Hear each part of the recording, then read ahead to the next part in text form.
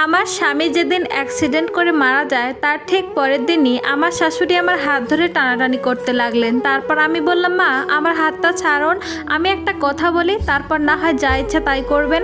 তখন আমার শাশুড়ি বলল, বল ডাইনি কি বলবি। তারপর আমি বললাম, মা আপনার বাড়ির সকল কাজকর্মই আমি করে দিব, ভাসুরের কাপড় চোপড় থেকে শুরু করে যাবতীয় সব কাজ আমি করে দিব, শুধু আমাকে একটু আশ্রয় দিবেন আর দুমুঠো ভাত দিবেন। মা আমার যে যাওয়ার আর কোনো জায়গা নেই, বাবা মা আমাকে এখন চিনবে না, আপনারা তো সবই জানেন। পায়ে ধরে হাজারো কান্নাকাটি করার পর আমার ভাসুর বললেন, মা রেখে দাও, তাহলে তোমার আর কোনো কাজকর্মই করা লাগবে না। যাই হোক, শেষমেশ ঠাইটুকু হলো ফয়সালদের একচালা ঘরে, মানে যেখানে লাকড়ি খড়ি রাখে সেখানে। চোখের পানি আর একটু ভাতে জীবনটা কাটতে লাগলো। যেহেতু পাশাপাশি গ্রাম ছিল আমার আর ফয়সালের, মা বাবা নিশ্চয় জেনেছে যে আমার স্বামী ফয়সাল মারা গিয়েছে। এরই মধ্যে 15টা দিন কেটে গেল। এর মধ্যে তারা একটা দিন ফোন করে আমার কোনো খোঁজ খবরই নিল না। ভোর 6টা বাজতেই আমার কাজ করা শুরু হতো। বিকাল 5টায় গিয়ে হাফ প্লেট ভাত পেতাম, তাও আবার মাছ মাংস ছাড়া, শুধু তরকারি দিয়ে। অথচ আমি নিজের হাতেই মাছ মাংস কত কিছুই না রান্না করতাম, কিন্তু কখনোই এটা বলার সাহস পেতাম না যে আমাকে মাছ কেন দেন না, বা মাংস রান্না করেও আমার প্লেটে ডাল এবং মরিচ কেনই বা দেন। অর্ধেক রাত আমার কান্না করতে করতে কাটতো। একদিন রাতে ঘুমের মধ্যেই আমি আমার দরজা খোলা শব্দ পাই। আমি বুঝতে পারি আমার ভাসুর এসেছে। রাত 12টায় ভাইয়ের বইয়ের ঘরে একজন উপযুক্ত ভাসুরের আগমন কখনোই ভালো হতে পারে না। তাই আমিও দেখতে চাইলাম ভাই ঠিক কি করতে এসেছে। ঘুমের ভান ধরে চুপ করেছিলাম। উনি আমার ঘরের ভিতরে এসে দরজা লাগিয়ে দিল। তারপর আমার শরীরে কারো হাতের স্পর্শ অনুভব করলাম।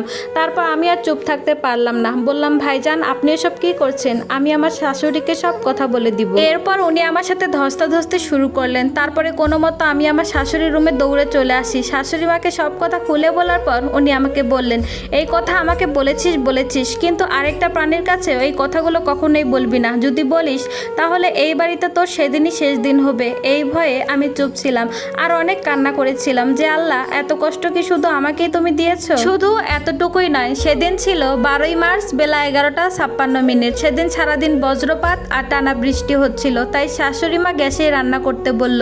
অভিজ্ঞতা ছিল না আমার এসবে। মেসের কাঠি দিয়ে চুলা জ্বালাতে হতো। কেরোসিন দিয়ে কুপি ধরানোর সময় চুলার মধ্যে তেল পড়ে যায়, সেটা আমি খেয়াল করিনি। যেই মাত্র আগুন দিলাম ঠিক ওই মুহূর্তেই আগুন ধরে সিলিন্ডার ব্লাস্ট করে আমার পুরো শরীরে আগুন ধরে যায়। অবহেলার মেয়ে ছিলাম আমি, তাই 4 ঘন্টা পর হসপিটালে নিয়ে গিয়েছিল। আগুন ধরে আমার শরীরের 52% পুড়ে গিয়েছিল। সরকারি হাসপাতালে নেওয়া হয়েছিল আমাকে। যত প্রকার কষ্ট আছে আমি সব প্রকার কষ্টে ভোগ করেছি। বাসা থেকে হাসপাতালে নেওয়া হয়েছিল 4 ঘন্টা পর, আর সেখানে গিয়ে চিকিৎসা পেলাম 1.5 ঘন্টা পর। 26টা দিন থাকতে হয়েছিল আমাকে সেখানে।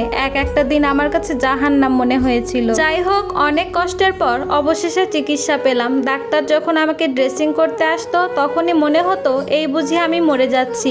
আমার চিৎকারে পুরো হসপিটালের মানুষ এক হয়ে যেত। তবুও আমার শাশুড়ি আমার কাছে আসেনি, শুধুমাত্র আগুনে পোড়া রুগী ছিলাম বলে। শাশুড়ির কথা বাদই দিলাম, আমার নিজের মাই তো আমাকে একটিবারের জন্য দেখতে আসলো না, আর সে তো সেখানে পরের মা। আমি শুধু একটাই দোয়া করতাম যে আল্লাহ আপনি আমাকে আর সুস্থ কইরেন না, এখনই আমাকে মরণ দিয়ে দেন। কিন্তু আল্লাহ হয়তো আমার জীবনে আরো অনেক কষ্ট লিখে রেখেছেন, তাই তো এত কষ্টের পরও আল্লাহ আমাকে বাঁচিয়ে রেখেছেন। 26 দিন পর বাড়িতে যাওয়ার পালা। ডাক্তার বলেছেন 2 সপ্তাহ পর পর ড্রেসিং করে রাখার জন্য। সম্পূর্ণ জায়গা শুকানো না পর্যন্ত কোনো রকমের কাজ করতে নিষেধ করেছেন। কিন্তু যেই মাত্র আমি আমার শ্বশুর বাড়িতে পা দিয়েছি ঠিক সেই মাত্র আমার শাশুড়ি বললেন গাছটা পরিষ্কার করে ঘরটা লেপে দিতে।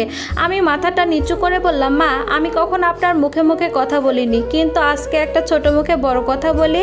ডাক্তার আপনার সামনেই তো বলল কোনো প্রকার কোনো কাজই করা যাবে না। তখন তিনি আমার মাকে গালি দিয়ে বললেন, তোকে যা বলেছি তুই তাই কর। ডাক্তারেরা এরকম কথা বলেই থাকে, আর তুই যদি কাজ না করিস একটা ভাতের দানাও তোর কপালে জুটবে না, এই আমি বলে দিলাম। কি আর করার, এই পোড়া শরীর নেই। তখনই ঘরটা লেপে দিলাম। তখন মনে হচ্ছিল আমার জীবনটা এই বুঝি বের হয়ে যাচ্ছে, কিন্তু জীবন বের হলেও করার কিছুই নেই, কারণ আমি নিরুপায়। আমি যাব কোথায়, খাবো কি, এইসব চিন্তা করে মুখ বন্ধ করে তাদের সব কথাই মেনে নিলাম। কিছুদিন পরে আমার ড্রেসিং করার কথা। আমার শাশুড়িকে ডাক্তার করে দিতে বলেছিল, কিন্তু আমি খুব ভালো করে জানি উনি কোনোদিনও আমাকে করে দিবে না, তাই নিজেরটা নিজে করার জন্য ব্যান্ডেজটা খুলছিলাম। এটা দেখে আমার শাশুড়ি তখন হাতে একটা লাঠি নিয়ে এসে বলল, তুই যদি এই ঘরে ড্রেসিং করিস তাহলে এই দুর্গন্ধে আমি থাকতে পারবো না, হারামজাদি অন্য কোনো জায়গায় গিয়ে কর, আর তা না হলে এই লাঠি দিয়ে পিটিয়ে তো শরীরে সব চামড়া আলাদা করে ফেলবো। তখন ড্রেসিং এর বক্সটা আর আমায় টেনে নিয়ে আসলো বাড়ির পিছনে কলা বাগানে। বলল এইখানে ড্রেসিং করে তারপরে তুই বাড়ি যাবি। তারপরে কোনো উপায় না পেয়ে সেই খোলা স্থানে আমি ড্রেসিং করলাম। বাসায় গিয়ে দেখলাম অনেকগুলো কাপড় চোপড় আর থালাবাটি রেডি করে রাখছে আমাকে দিয়ে ধোয়াবে বলে। অনেক চিন্তা করে দেখলাম মাকে যদি কোনোভাবে একটু ফোন দিয়ে বলতে পারতাম তাহলে মা মনে হয় একটু হলেও আমার দিকে ফিরে চাইতো, কিন্তু মার ফোন তো বন্ধ। তাই পাশের বাসার একটা ভাগ্নিকে দিয়ে খোঁজ পাঠালাম।